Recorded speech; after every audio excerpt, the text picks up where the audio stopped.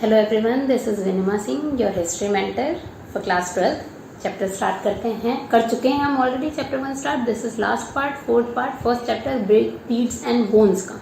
ठीक है, इस पार्ट में हम देखेंगे कि इस सिविलाइजेशन का एंड कैसे हुआ और इस सिविलाइजेशन के बारे में हमें पता कैसे लगा। ठीक है, पूरी सिविलाइजेशन देख चुके हो कि क्या किस तरीके की सिविलाइजेशन थी, किस तरीके के यहाँ के सेटलमेंट्स थे, किस तरीके के लोग थे, क्या खान पान था, कैसा रहना था इनका, सब कुछ हम देख चुके हैं पहले के 3 पार्ट्स में। ठीक है, अब ये इतनी अच्छी सिविलाइजेशन, इतनी डेवलप्ड सिविलाइजेशन, अर्बन सिविलाइजेशन खत्म कैसे हो गई ये देखेंगे। और ऐसी खत्म हुई कि भाई आपको पता है इतना बड़ा टाइम गैप आ गया, इस जमीन पे रहने वाले लोगों को वापस से उतना डेवलप होने में काफी समय लग गया है ना। और हमें एक ऐसा टाइम ब्रेक आ गया कि हमें पता भी नहीं था 1 सेंचुरी पहले तक कि ये कोई सिविलाइजेशन थी भी। ठीक है, हम यही मान रहे थे कि गंगा वैली सिविलाइजेशन से लोगों ने रहना स्टार्ट किया। जैसा कि मैंने फर्स्ट पार्ट में बताया कि वही सेकंड पार्ट जो हमारा हिस्ट्री का है वहां से हमें हिस्ट्री पता थी, फर्स्ट चैप्टर हमें पता ही नहीं था, है ना। तो देखते हैं सिविलाइजेशन एंड कैसे हुआ। The end of civilisation by 1800 BCE most of the mature sites. कितने फेज में हमने सिविलाइजेशन को डिवाइड किया? 3 फेज में, अर्ली, मैच्योर एंड लेटर।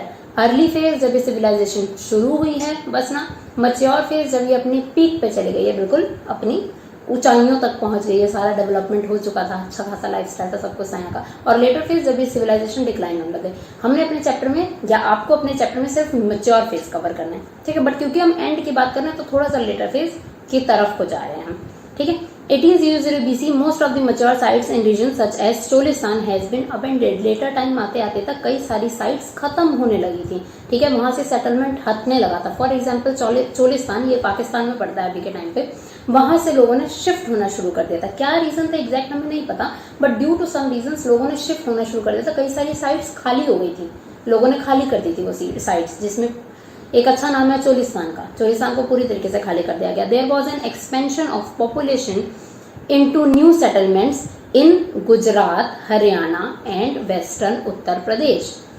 अब नए सेटलमेंट्स ईस्ट की तरफ लोग जा रहे थे इंडिया की जमीन पे, और नए सेटलमेंट्स बन रहे थे गुजरात, हरियाणा और वेस्टर्न उत्तर प्रदेश में।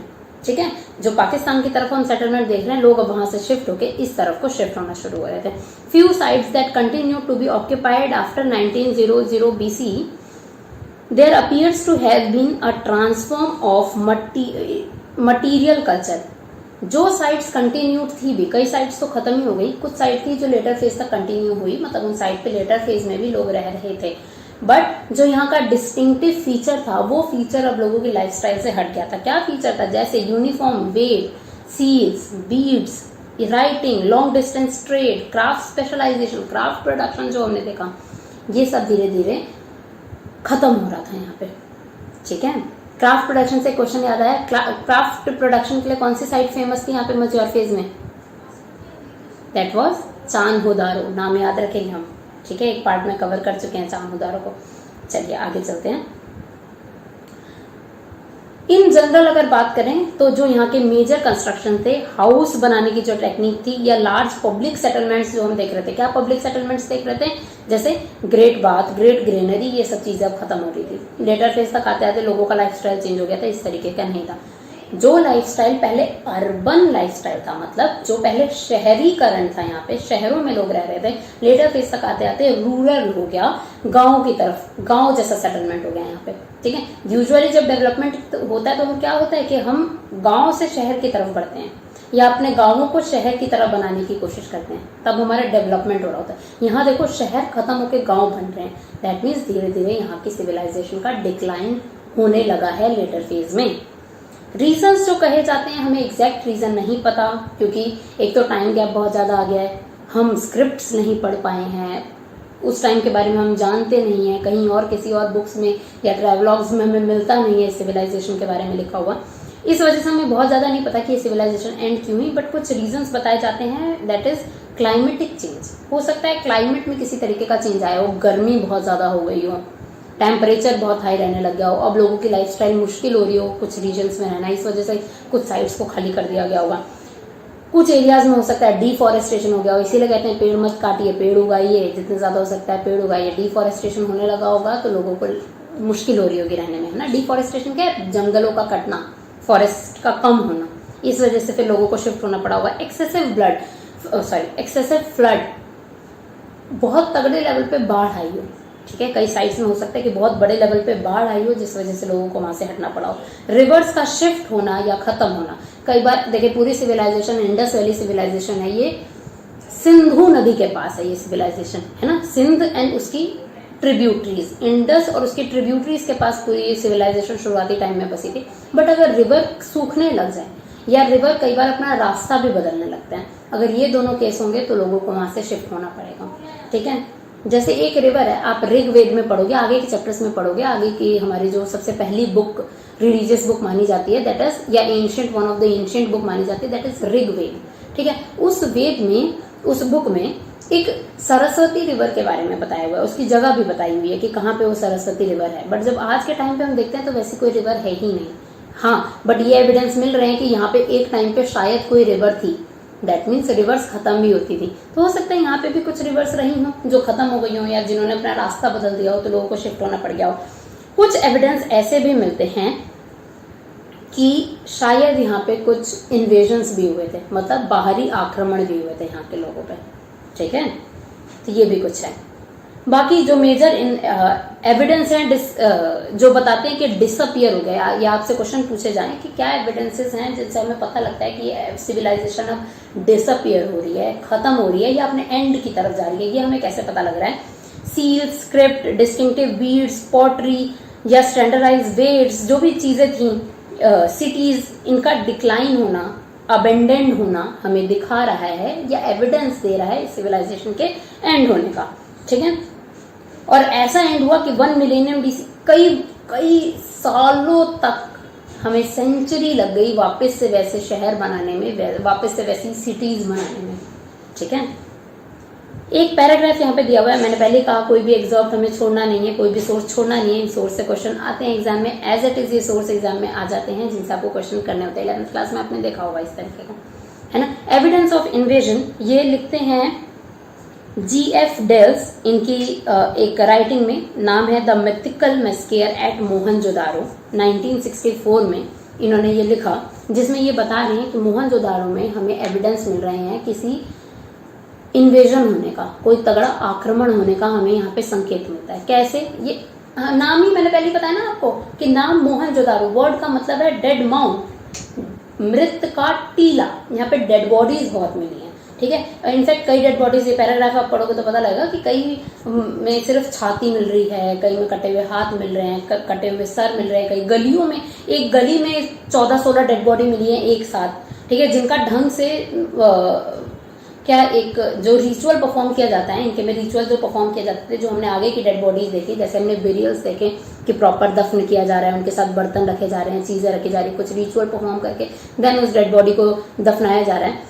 इन डेड बॉडीज को उतने अच्छे रिचुअल्स परफॉर्म करके नहीं दफनाया गया, बस जल्दी जल्दी में ऐसा लग रहा है कि बस कुछ कई सारी डेड बॉडीज को जल्दी जल्दी में बस जमीन के नीचे गाड़ दिया गया, ठीक है। तो यहाँ एविडेंस मिलता है कि शायद यहाँ पे कोई इन्वेजन हुआ था तगड़ा, कोई बड़ा आक्रमण हुआ था बाहर की तरफ से, कोई बाहर के रहने वाले लोग आए होंगे यहाँ पे जिन्होंने तगड़ा आक्रमण किया और यहाँ के लोगों को मारा गया, ठीक है। इसके बाद एक एविडेंस और मिलता है, एक आपको बताया हुआ है ऋग्वेद, जो मैंने बुक बताई, आगे ऋग्वेद के बारे में हम बहुत कुछ पढ़ने वाले हैं आगे के चैप्टर्स में। ऋग्वेद को उठाया गया, आप ऋग्वेद को पढ़ोगे तो उसमें लिखा हुआ था कि इंद्र देवता को उस टाइम पे बहुत मानते थे लोग, इंद्रदेव को फोर्ट डिस्ट्रॉयर कहा गया है ऋग्वेद में, मतलब इंद्रदेव को किलों का डिस्ट्रॉयर बोला गया है, किले या फिर आप कह लो सिटाडेल्स का, ठीक है, सिटाडेल्स का डिस्ट्रॉयर बोला गया है, फोर्ट का डिस्ट्रॉयर बोला गया इंद्र को।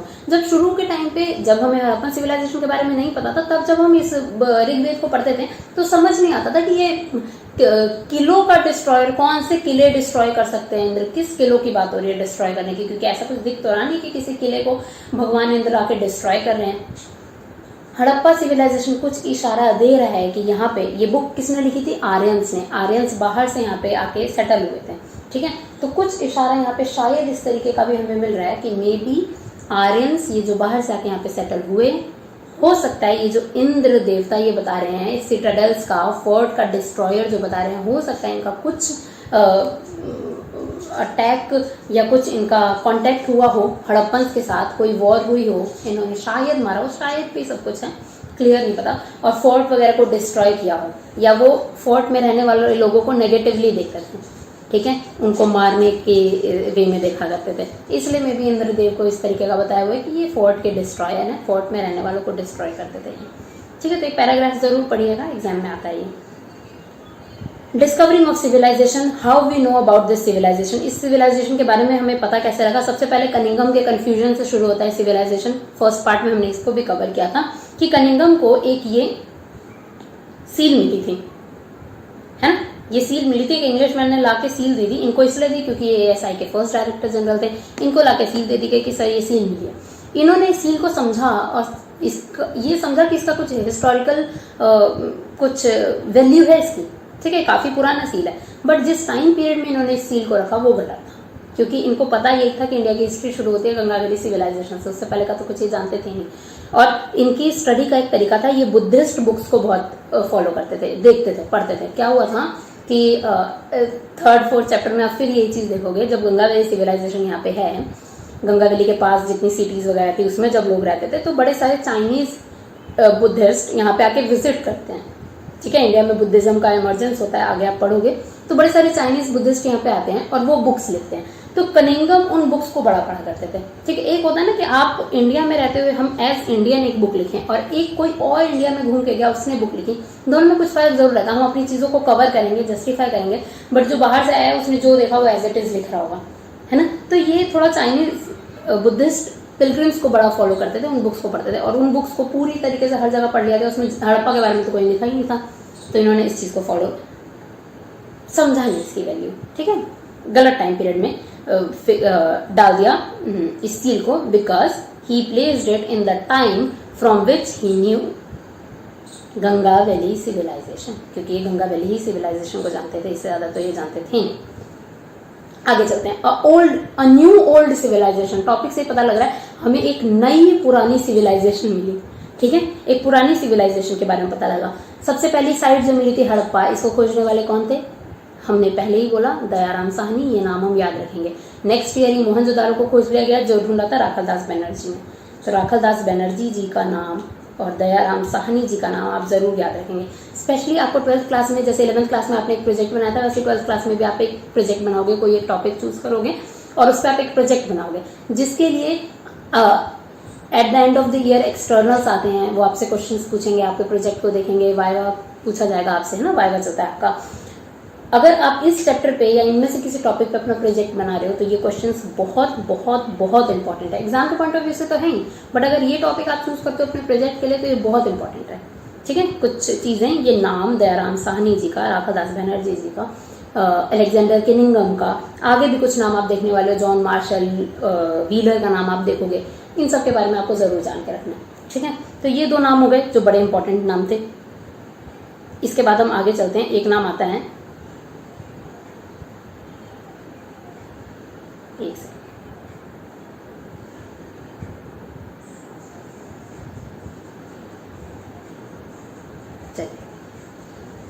एक नाम आता है अगला, जॉन मार्शल। 1924 में अगले डायरेक्टर जनरल बनाए जाते हैं ASI के, जॉन मार्शल, और इन्हीं को इस डिस्कवरी का, इस नई सिविलाइजेशन की डिस्कवरी का क्रेडिट दिया जाता है, ठीक है। जब इन्हें इस सिविलाइजेशन के बारे में या यहाँ की साइट्स के बारे में पता लगा तो इन्होंने बड़ी तेजी से काम शुरू करवाया और उन्होंने वर्ल्ड में ये अनाउंस किया कि we got a new civilisation, हमें एक नई सिविलाइजेशन मिली है, पहले के टाइम की जो बहुत पुरानी है। इंडिया की हिस्ट्री गंगा वैली से ही नहीं स्टार्ट होती, उससे काफी पहले लोग यहाँ रहते थे। इन्होंने ये पूरे वर्ल्ड में अनाउंस कर दिया और पूरे वर्ल्ड में बहुत तगड़ा स्टडी का टॉपिक चला था ये, ठीक है। इसके लिए SN रॉय कहते हैं अपनी एक राइटिंग में, the story of Indian archaeology में, ये कहते हैं John Marshall left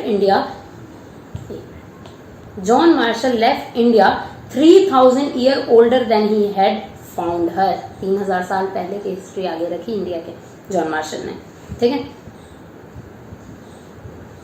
John Marshall को एवरीडे लाइफ की चीजों में बड़ा इंटरेस्ट था, मतलब एक आपको कोई खास चीज मिल रही है, जैसे हमने प्रीस्ट किंग की मूर्ति देखी है ना पहले के पार्ट्स में, तो प्रीस्ट किंग की मूर्ति को आप जितना इंपॉर्टेंस देंगे, ये डेली लाइफ की चीजों को भी उतना इंपॉर्टेंस देते थे। एक छोटा मटका मिल रहा है, एक छोटा कोई बर्तन मिल रहा है, एक छोटा ऑर्नामेंट मिल रहा है, उसको भी ये उतनी ही इंपॉर्टेंस देते थे जितनी किसी खास चीज को देंगे, क्योंकि डेली लाइफ की चीजों से ही हमें उस टाइम के लोगों की लाइफस्टाइल के बारे में पता लगेगा। है ना। तो जॉन मार्शल इस चीज़ पे बड़ा ध्यान देते थे, तो ये एक बहुत अच्छा पॉजिटिव पॉइंट था। एक नेगेटिव पॉइंट या एक गलती जॉन मार्शल से हुई, वो क्या थी, स्ट्रेटेग्राफी फॉलो नहीं की इन्होंने। स्ट्रेटेग्राफी क्या होता है, जैसे मैं आपको दिखाती हूँ, ये ज़मीन है, एक मिनट,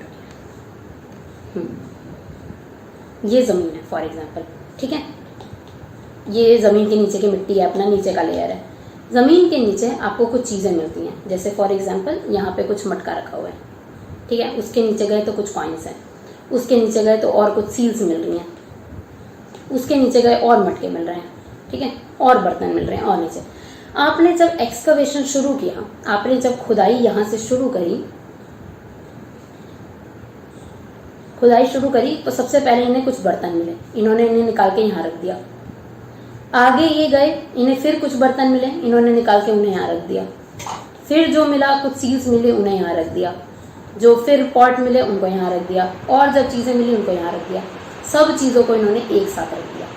ये जॉन मार्शल की बड़ी गलती थी, क्योंकि स्ट्रेटेग्राफी फॉलो नहीं की उन्होंने। स्ट्रेटेग्राफी क्या कहती है कि जब आप ज़मीन में खुदाई करना शुरू करोगे, जो चीज़ जितनी नीचे मिलेगी वो उतनी पुरानी होगी, है ना। ऑब्वियसली इस ज़मीन पे हमने रहना शुरू किया, फॉर एग्जांपल हम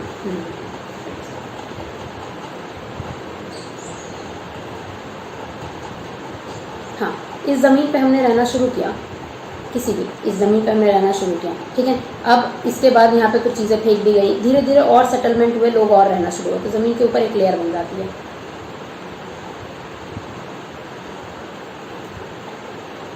ज़मीन के ऊपर एक लेयर बन जाती है, फिर इसके ऊपर कुछ लोग रहेंगे, कुछ चीज़ें दब जाएंगी इसके ऊपर, फिर एक लेयर के ऊपर और फिर लोग रहना शुरू करते हैं, फिर इसके नीचे कुछ दब जाएगा, लोग फिर और रहना शुरू करते हैं। जैसे जैसे नए सेटलमेंट्स होते हैं, लेयर बढ़ती जाती है।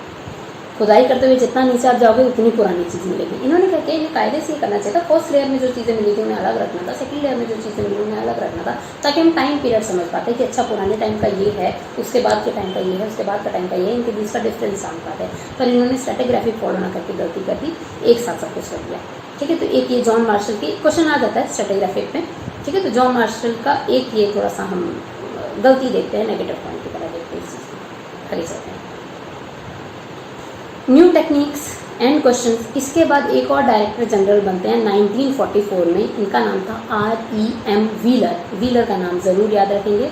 3 डायरेक्टर जनरल्स के हमें नाम याद रखने हैं, Alexander Cunningham, John Marshall, R.E.M. Wheeler. पहले थे अलेक्जेंडर क्यूनिंगम, जिनका एक कन्फ्यूजन था देखने हमें। उसके बाद जॉन मार्शल, जिन्होंने वर्ल्ड में अनाउंस कर दिया कि एक नई सिविलाइजेशन बनी है, और जो इंडिया में थी, गंगा वैली के टाइम पे लोग नहीं रहते थे, उससे पहले के टाइम पे रहते थे, और बड़े काम भी कर रहा है इन्होंने, ठीक है। डेली लाइफ की चीज़ों में इन्हें बड़ा इंटरेस्ट था। एक गलती इन्होंने कर दी, स्ट्रेटेग्राफी फॉलो नहीं की। इसके बाद अगले बनते हैं 1944 में R.E.M. व्हीलर, जिन्होंने काम शुरू करवाया, ठीक है, और इन्होंने स्ट्रेटेग्राफी को फॉलो किया। जहाँ जहाँ पे भी इन्होंने एक्सकवेशन किया, प्रॉपर स्ट्रेटेग्राफी को फॉलो करते रहे। ये जो चीज़ें जिस लेयर में मिली, जिस लेयर में जो चीज़ मिली, उसको अलग अलग रखा गया। फर्स्ट लेयर में कुछ मिला तो उसे एक साथ रखा जाएगा, सेकंड लेयर में कुछ मिला उसे एक साथ रखा जाएगा, थर्ड लेयर में कुछ मिला उसे एक साथ रखा जाएगा, देन उसकी स्टडी की जाएगी। ये स्टडीज़ कैसे करते थे, ये भी अभी हम आगे देखेंगे, ठीक है। तो तब उनकी स्टडी शुरू कर देते हैं। एक बस R.E.M. व्हीलर के टाइम पे भी गलती इन्होंने नहीं, पर एक चीज़ थी, देखिए ध्यान से देखिए, ये 1944 में बने हैं यहाँ के डायरेक्टर जनरल, और इंडिया को आज़ादी कब मिली, 1947 में। कुछ ही समय में इंडिया आज़ाद हो गया। आज़ाद होने के साथ इंडिया का पार्टीशन हो गया, और हड़प्पन सिविलाइजेशन का भी एक तरीके से पार्टीशन हो गया। कई सारा हिस्सा पाकिस्तान में चला गया और कई सारा हिस्सा इंडिया में रह गया। अब 2 अलग अलग कंट्रीज़ में ये चला गया सिविलाइजेशन। उधर की स्टडी उधर अपनी चलेगी, करवाना है कर रहे हैं, नहीं कर रहे हैं। इधर की स्टडी अपना चलेगी, करवाना चाह रही है गवर्नमेंट, नहीं करा रही है, क्या चल रहा है, ठीक है। तो अब पाकिस्तान वाले हिस्से पे तो आपका राइट हट गया एक तरीके से, बट इंडिया में अब इस तरफ से काफ़ी काम कराया गया। जैसे कच्छ के एरिया में, कच्छ में, ठीक है, पंजाब में, हरियाणा में, राजस्थान की तरफ काफ़ी सारा काम करवाया गया, कई सारे एक्सकवेशंस कराए गए। और रिसेंटली हमें एक साइट मिली प्रॉपर अच्छी सी, धोलावीरा, ठीक है। धोलावीरा के बारे में पढ़ा है हमने आगे। तो यहाँ पे मैंने यही पॉइंट बताया कि यहाँ पे पार्टीशन हो गया इंडिया का, और R.E.M. व्हीलर काफ़ी ज़्यादा काम कर नहीं पाए। अच्छा काम कर रहे थे पर बहुत ज़्यादा ये कर नहीं पाए। एक व्हीलर एट हड़प्पा। हड़प्पा पे जब व्हीलर थे तो इनका एक एक्सपीरियंस इन्होंने लिखा है कि किस तरीके से ये काम कर रहे थे। कुछ ही टाइम में यहाँ पे गर्मी बहुत ज़्यादा हो जाती थी। हड़प्पा का जो गांव है वहाँ पे गर्मी बहुत ज़्यादा हो जाती थी दोपहर के टाइम पे। तो क्या प्रॉब्लम्स इन्हें आई और किस तरीके से काम कर रहे थे, कैसे एक्सप्रेशन कर रहे थे, वो हमें इस पार्ट में बताया। एक बार जस्ट रीड करने का है ये पार्ट, ठीक है। एंड अकॉर्डिंग टू मी,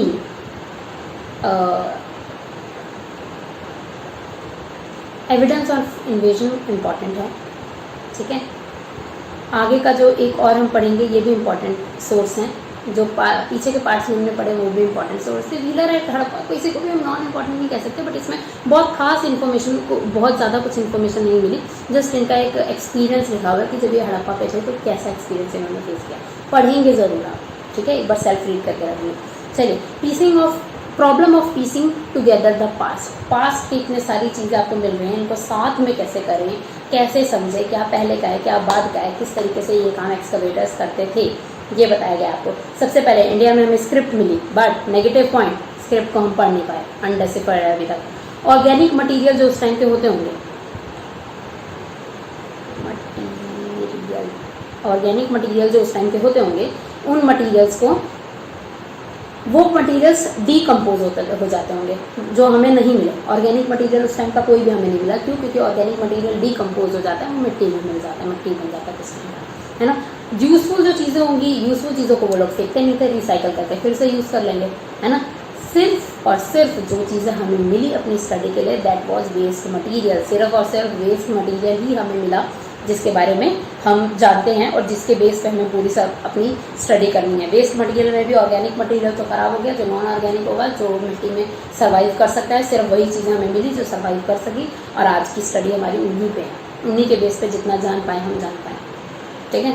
शायद कोई डेसिफर कर दे इस लैंग्वेज को जो भी लिखी हुई है स्क्रिप्ट पे, तो हम आगे भी जान पाए, काफ़ी कुछ जान पाएंगे सिविलाइजेशन के बारे में, लोग क्या लिखते थे, क्या सोचते थे, बहुत कुछ। चलिए, कैसे क्लासिफाई करते थे। पहला पार्ट, सबसे पहले तो फर्स्ट स्टेप होगा रिकवरिंग द आर्टिफैक्ट। आप पहले आर्टिफैक्ट्स को निकालेंगे, जैसे यहाँ पे, अच्छा ये मैंने रब कर दिया, आर्टिफैक्ट्स को निकाला, जैसे आर्यन व्हीलर ने या जॉन मार्शल ने आर्टिफैक्ट्स को हर लेयर में से निकाला। तो पहला स्टेप हो गया रिकवर करना। सेकेंड स्टेप में आता है क्लासिफिकेशन करना, इन चीज़ों को हम क्लासीफाई करके रख देंगे।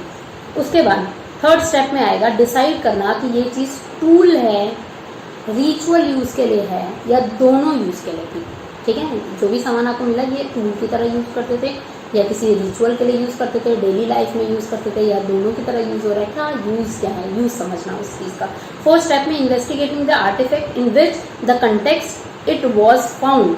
फोर्थ में हम ये देखेंगे कि किस जगह पे हमें ये आर्टिफैक्ट मिला, ये भी हमें बताएगा किस यूज़ के लिए हो सकता है। जैसे जो आर्टिफैक्ट आपको मिला, जो मटका आपको मिला, फॉर एग्जाम्पल एक कोई बड़ा सुंदर सा बर्तन आपको मिलता है प्रीस्ट किंग की मूर्ति के पास, ठीक है, और एक बर्तन मिलता है आपको घर के अंदर, जो हाउसेज बने हुए हैं उनके अंदर ज़मीन में खुदाई करने का, तो ज़रूर दोनों का यूज़ अलग अलग होगा, है ना। या कोई चीज़ आपको ड्रेन के अंदर मिल रही है, नाले के अंदर मिल रही है, उसका कुछ और यूज़ होगा। कोई चीज़ आपको ग्रेव के अंदर मिल रही है, कहाँ पे कौन सा आर्टिफैक्ट हमें मिला, ये भी बड़ा इंपॉर्टेंट होता है, ठीक है। तो इस चीज़ को भी हम ध्यान में रखेंगे, यानी कि सबको ले जाके एक जगह इकट्ठा करके हमने रख दिया। आप सोचें कि घर के यूज़ का कौन सा सामान होगा, बाहर के यूज़ का कौन सा सामान होगा, कैसे समझोगे। जो चीज़ आपको जहाँ मिली आप वहीं नोटिफाई करके रखोगे कि ये चीज़ यहाँ मिली, घर के अंदर मिली तो घर के यूज़ के लिए मिली, ठीक है। प्रॉब्लम ऑफ इंटरप्रिटेशन, इन लोगों की सोच क्या थी, ये लोग रिलीजन में मानते थे यानी मैथोलॉजिकल बिलीफ्स इनके थे, यानी ये हम कैसे जानेंगे, पढ़ तो हम पाए नहीं है। बात वही है फिर से कि आप पढ़ तो पाएंगे तो आप कैसे इनके बिलीफ समझोगे। रिलीजियस इंटरप्रिटेशन के लिए हमें एक मदर गॉडेस मिली है, मदर गॉडेस मतलब एक माता की का स्टैचू जैसा मिला है, टेराकोटा फिगरिन मिली है हमें एक, ठीक है। इस फिगरिन में थोड़ा सा डिस्ट्रॉय हो गई है फिगरिन, एक फीमेल बनी हुई है, एक लेडी बनी हुई है जिन्होंने बड़ी सारी ज्वेलरीज पहन रखी हैं। अब देख लो बड़ी सारी ज्वेलरीज, पिक्चर में भी देखोगे, बुक में भी है, बड़ी सारी ज्वेलरीज इन्होंने पहन रखी हैं और सर पे एक ताज जैसा भी पहन रखा है। इस फिगरिन को हमने मदर गॉडेस का नाम दिया और ऐसा मान रहे हैं कि मदर गॉडेस में इन लोगों का बिलीव माता की तरह एक मदर गॉडेस को ये मानते थे। इसके बाद हमने एक प्रीस्ट किंग देखे, ग्रेट बात ऑलरेडी हम देख चुके हैं, जहाँ कोई रिचुअल परफॉर्म किया जाता था। रिचुअल कब परफॉर्म किए जाएंगे, जब आपके कुछ बिलीव्स होंगे तभी आप मिलके एक रिचुअल परफॉर्म करो ना, बड़े से बात की जगह पे जाके कुछ रिचुअल परफॉर्म किया जाता होगा उस टाइम पे। फायर अल्टर्स मिले हैं कालीबंगन और लोथल में, कालीबंगन और लोथल का नाम फिर से हाईलाइट हो रहा है, कालीबंगन और लोथल में फायर अल्टर्स मिले हैं। क्वेश्चन आता है ये भी, फायर अल्टर्स कहाँ पे मिलते थे, कालीबंगन एंड लोथल। देखिए बच्चे ये वाला पार्ट हो जाए, हमारा चैप्टर कंप्लीट हो जाए, इसके बाद हम एक सेशन रखेंगे MCQs पे, ठीक है। 70 to 80 MCQs कवर करेंगे पूरे चैप्टर से। इस तरीके से हमारा चैप्टर का रिवीजन भी हो जाएगा और एक बार हम सभी साइट्स का नाम वापस से देखेंगे कि कौन सी साइट हमें कहाँ पे मिली। जैसे कालीबंगन कहाँ पे, राजस्थान में, किस चीज़ के लिए फेमस है, ब्लैक बेंगल्स के लिए फेमस है, प्रोड फील्ड मिला है वहाँ पे, फायर अल्टर्स मिले हैं वहाँ पे। इस तरीके का रिवीजन उस MCQ वाले पार्ट में हम करेंगे। इसके नेक्स्ट मैं वही अपलोड करूँगी, ठीक है। तो जब चैप्टर कंप्लीट हो जाए तो उस पार्ट में आना है ताकि हम रिवीजन कर लें, और बाकी अगर पूरे चैप्टर में कोई छोटी मोटी चीज़ अगर छूट भी गई है तो उसमें कवर हो जाएगा। फायर अल्टर्स मिले हैं जो इस तरफ इशारा करते हैं कि हाँ कुछ तो इनके इंटरप्रिटेशंस थे, कुछ तो इनके बिलीव्स थे, है ना। प्लांट मोटिव्स बड़े सारे मिले हैं जो बताते हैं कि एक नेचर वर्शिप करते थे, मतलब सील के ऊपर बड़े सारे प्लांट्स हर जगह लगे हुए मिलते थे, तो ये दिखा रहा है कि नेचर वर्शिप ये लोग क्या करते थे। माइथोलॉजिकल एनिमल एक मिला है हमें, मतलब नॉट पूरा एनिमल, फिगरीन मिली है माइथोलॉजिकल एनिमल की, दैट वाज यूनिकॉर्न, ठीक है। एक जैसे यूनिकॉर्न कैसा होता है कि एक हॉर्स जैसा होगा जिसकी एक सींग है ऐसे आगे, ऐसा कोई इन रियल एनिमल है नहीं, है ना। इसका मतलब माइथोलॉजिकल एनिमल्स भी यहाँ पे माने जाते थे। तो कुछ पूजा पाठ रिलेटेड चीज़ें हमें मिलती हैं। एक चीज़ और बड़ी इंपॉर्टेंट चीज़ ये मिली है हमें, एक सील, प्रोटोशिवा सील का नाम दिया गया है, ठीक है। क्या नाम दिया गया है? प्रोटोशिवा। ध्यान से अगर आप देखें तो इसमें एक मेल बैठे हुए हैं एक यौगिक पोस्चर में, डिस्ट्रॉय हो गया है, थोड़ा सा खराब भी हो गया है, टूट के मिला है हमें, बट एक प्रॉपर यौगिक पोस्चर में आप देख रहे हैं, ऐसे करके बैठे हुए हैं, योगा का पोस्चर लेके ये बैठे हुए हैं। इनके आसपास एनिमल्स बने हुए हैं बड़े सारे, और कुछ लिखा भी हुआ है, लिखा हुआ तो हम पढ़ पाएंगे, ठीक है।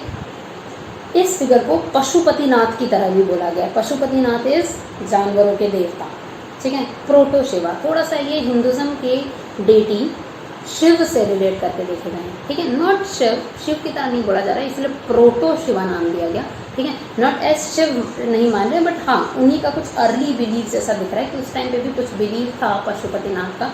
लेटर ऑन हो सकता है वो बिलीव चेंज हुए कुछ और, या आगे कुछ और ऐड ऑन हुआ है, कुछ बदलाव हुआ, बट कुछ कुछ हम रिलेट करके देख पा रहे हैं हिंदुज्म से। लोग तो वही थे ना, वही कंटिन्यू हुए ना गंगा वैली में, तो कुछ बिलीव्स, कुछ थोड़ा सा इशारा यहाँ पे हो रहा है, कुछ मैच होने का एग्जैक्ट हमें पता नहीं, क्योंकि अगर हम शिव से कनेक्ट करके देखें तो काफ़ी चेंजेस और थोड़ा फर्क भी दिख रहा है, एग्जैक्ट सेम नहीं दिख रहा है ऐसा, है ना। बट स्टिल ये तो इशारा कर रहे हैं कि कुछ इनके रिलीजियस बिलीव्स थे, कुछ मैथोलॉजिकल बिलीव्स भी थे लोगों के अंदर यहाँ पे। इसके बाद हमें कॉनिकल स्टोन्स मिले हैं। कॉनिकल स्टोन्स, कॉनिकल शेप में, मतलब हिंदी में शंकु कहते हैं, शंकु की शेप में, लिंग्यास का, जैसे शिवलिंग जिस तरीके का होता है उस तरीके के भी कई सारे फिगरिंग्स, कई सारे स्टोन्स मिले हमें।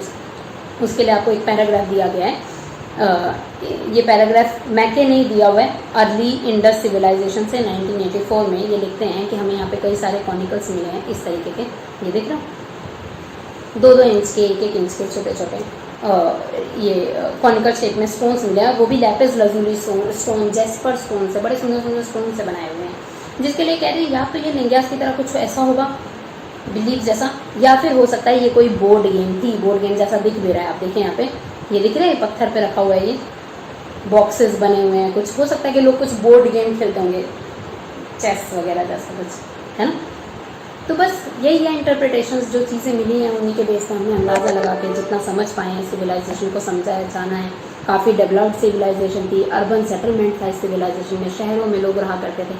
बाद में सिविलाइजेशन का एंड हुआ, एंड ऐसा हुआ कि काफ़ी टाइम तक हम सिविलाइजेशन से जुड़ नहीं पाए, ठीक है। बहुत बाद में सिविलाइजेशन को जाना। इसकी पहली साइड मिली हड़प्पा, जिसको ढूंढा राखादास दयाराम साहनी जी ने। उसी के अगले साल मोहनजोदाड़ो मिलता है, जिसको ढूंढते हैं राखादास बनर्जी जी, एक्सकवेशन करते हैं इसका, ठीक है। और फिर तो बड़ी सारी साइट्स मिली, ठीक है। हर साइट्स के एक्सकेवेटर का नाम हमें अभी 12th क्लास में याद नहीं करना है, यही 2 नाम है जो मेजरली हमें याद रखना है। 3 ASI जनरल के नाम हमने देखे, अलेक्जेंडर किनिंगम, जॉन मार्शल, आर्यन व्हीलर, ठीक है। इसके बाद MCQ वाले पार्ट पे आते हैं नेक्स्ट वीडियो में, जिसमें हम अगर कुछ पार्ट छूट गया तो उसको भी कवर करेंगे, और साइट्स को एक बार वापस से रिकॉल करेंगे, कौन सी साइट कहाँ पे मिली, किस साइट में क्या चीज़ खास मिली, ठीक है। तो नेक्स्ट वीडियो में मिलते हैं, बहुत इंपॉर्टेंट वीडियो होगा वो, एग्ज़ाम के पर्पज़ से, रिविजन के पर्पज़ से। चलिए अभी इसके बाद एक बार चैप्टर को सेल्फ रीड ज़रूर करना, ठीक है। नेक्स्ट चैप्टर में मिलते हैं। Stay connected, subscribe to stay connected, bye, take care.